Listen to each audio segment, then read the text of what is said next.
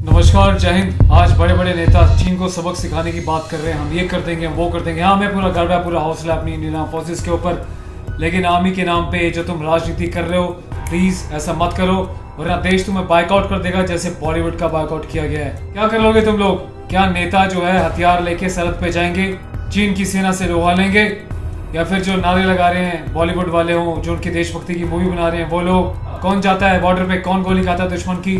सिर्फ देश का जवान, देश का सैनिक, या अर्ध सैनिक बल का हिस्सा हो, या फिर आर्म फोर्सेस का हिस्सा हो। लेकिन अभी सरकार जो है एक स्ट्रैटेजी के तहत सीडीएस बना के इनडायरेक्टली उनकी पेंशन कटौती की बात कर रही है, जो कि बहुत ही निंदनीय, शर्मनाक है। ऐसे ही चलता रहा तो देश बाइकआउट कर देगा ऐसे लोगों को, ऐसे राजनेताओं को, ऐसी सरकारों को, जैसे उस जमाने में किया था जब सेंट्रल गवर्नमेंट एम्प्लॉयज की पेंशन बंद कर दी गई थी। सरकार को एहसास बिल्कुल भी नहीं है कि एक सैनिक के सेक्रीफाइस के साथ अपनी ड्यूटीज को देता है। -50, 60, 70 डिग्री सेल्सियस की ठंड में भी जहाँ उसके हाथ कांपने लगते हैं, हाथ ठिठुरने लगते हैं, कई बार तो हाथ गल भी जाते हैं, हाथ काटने पड़ते हैं, पैर काटने पड़ते हैं। ऐसी परिस्थितियों में जवान ड्यूटी देता है सिर्फ इसलिए कि हाँ, मैं सुरक्षित हूँ, एक समय तक नौकरी करने के बाद, सेवा देने के बाद मेरे को पूरी पेंशन मिलेगी। लेकिन ये जो नई नई पॉलिसीज लेके आ रही सरकार, बहुत ही घटिया है। ये राजनेता लोग अपनी पेंशन क्यों नहीं रोक देते भाई? क्यों लाखों में इतनी भारी भरकम पेंशन लेते हो? चाहे वो कोई स्टेट गवर्नमेंट के नेता हो, एमएलएज हो, काउंसलर्स हो, एमपीज हो, क्यों आप लोग अपनी पेंशन लेते हो? इतने ही तुम देश की चिंता करते हो पैसा बचाने के लिए, तो अपनी पेंशन छोड़ दो ना।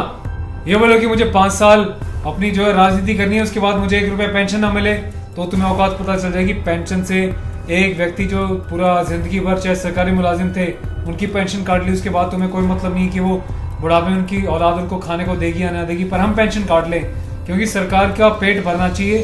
सरकारें खाती हैं, करप्शन करती हैं, डकार देती हैं, भुगतता कौन है? आम जनता, आम नागरिक देश का। बदले में देश को क्या मिलता है? टैक्स इतना पे किया जाता है, कहाँ हो जाता है?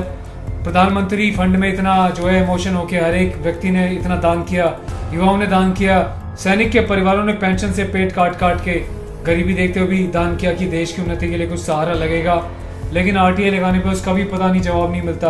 तो पैसा कहाँ जा रहा है? कौन सी इतनी नौबत आ गई कि अब तुम सेना की पेंशन काटने की पॉलिसीज बनाने लगे हो? मोदी साहब ऐसे तो बहुत बड़ी बड़ी बातें करते हो कि मैं चाय वाले का बेटा हूँ, मैं चाय वाला हूँ। अगर आप चाय वाले हो तो आपको पता होना चाहिए 2020 में नवंबर के महीने में 56 से 60 रुपए के बीच 1 लीटर दूध मिलता है फुल क्रीम का, मदर डेयरी का। वो बच्चा, गरीब बच्चा कैसे दूध पिएगा? जिसके परिवार को ना तो आप रोजगार दे रहे हो, जो पेंशन मिलती है उस पेंशन को भी काट लिया आपने सरकारी कर्मचारियों की। प्राइवेट जो मजदूर है, कहा तो जाता है स्लैब है, इतनी मिनिमम रोजगार मिलेगा, पर क्या वाकई ऐसे लोगों को मिनिमम रोजगार मिल रहा है? प्राइवेट फर्म्स उनकी सैलरी को काट लिया जाता है, कोई मॉनिटरिंग नहीं है, क्योंकि सरकार को बस राजनीति करने से मतलब है। ग्राउंड रियलिटी भी सच्चाई क्या है? कितने लोग अनएम्प्लॉय हैं? क्या प्राइवेट ऑर्गेनाइजेशन वाले लोगों को तनख्वाह दे रहे हैं? कितनी कटौती कर रहे हैं? मजदूर को क्या एक्चुअल में उसका डेली का भत्ता मिल रहा है? क्या मजदूर जब कंस्ट्रक्शन कर रहा था उसके बच्चों को एजुकेशन मिल रहा है? इसको गवर्न करने के लिए कोई नहीं है, सारे भ्रष्टाचार में डूबे पड़े हैं। भारत बस नागरिकों के भरोसे चल रहा है। सरकार तो बस राजनीति करने के लिए आती है, न जाने क्या करती है पैसे का, उसके बाद चली जाती है, फिर दूसरी आती है, फिर हम जैसे लोग आके सोशल मीडिया पे कोसते हैं, बोलते हैं, असर कुछ होता नहीं, पर अब असर होना शुरू कर दिया है। अगर देश ने बॉलीवुड का बाइकआउट कर दिया, जिसको घमंड था कि उनका कोई कुछ नहीं बिगाड़ सकता, तो जो अपने आप को घमंड में चूरा सोचता कि हम बहुत बड़े नेता हैं, हमारे नाम पे देश में वोट मिलती है, तो देश ने अगर ठान लिया तो सूपड़ा साफ कर देगा आने वाले सालों में। तो सुधर जाओ, देश के आर्म फोर्सेस के बारे में कुछ सोचो, और सैनिक बलों के बारे में कुछ सोचो, देश के युवाओं के बारे में, उनकी एम्प्लॉयमेंट के बारे में कुछ सोचो। -23+ GDP जा रही है, कहाँ क्या कर रहा है सिस्टम यार? करोड़ों का प्रकोप क्या हमारे हिंदुस्तान में, पूरे वर्ल्ड में नहीं है? लेकिन भ्रष्टाचार, नकली बातें करना, खुद अपनी मन की बातों से जो है जनता को बेवकूफ़ बना देना, जनता की बात को ना तो कभी सुनना ना उनको मानना।